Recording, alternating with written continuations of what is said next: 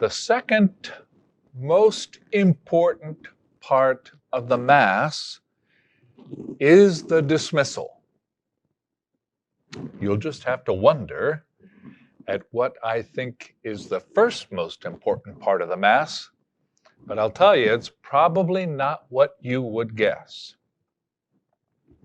At the dismissal, the priest or the deacon uses an English translation of the Latin command, ite, missa est, meaning, go, you, the church, you are sent on a mission. Some people never hear the dismissal because they leave Mass early. To discourage that, people leaving Mass early, one priest put a sign over the exit doors that read, Judas was the first one to leave Mass early. It didn't work. People, as they left, they read the sign and thought, oh, that's interesting, didn't know that. So that priest thought that he would instead try to encourage people as they left, whenever they left Mass. So he put up a different sign that read, you are now entering mission territory. That's it. We join the holy community for Holy Mass to worship God, which is right and just, our duty and our salvation, but also that we might be transformed and so become agents of transformation in the world. First, though, we have to get people in the pews.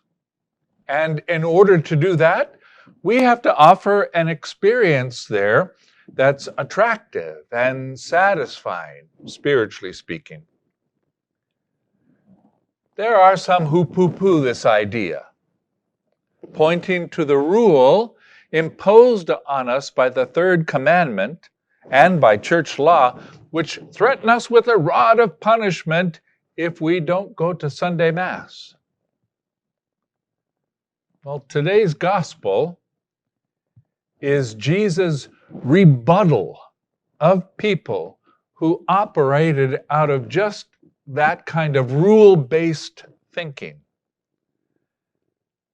People who ask Jesus, by what law or by what lawful authority do you carry out your ministry? Don't get me wrong, law has a role to play in any community. But the underside of legalistic thinking leads us to ask questions like, what's the least we have to do without getting in trouble? Or what's the most we can get away with before we get into trouble?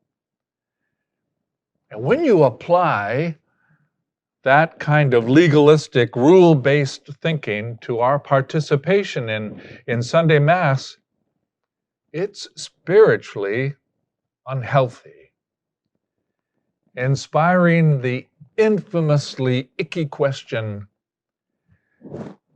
how late can I arrive or how early can I leave Mass and it still counts? Ugh. Why do you go to Sunday Mass? If there wasn't a rule threatening punishment, would you still go? And if you don't go, what would make it more attractive to you? I'd really like to know. Don't think of participating in Mass as an obligation imposed by a rule. Rather, think of it as a duty to God, inspired by love, like what we feel towards family and friends, towards our school or our country.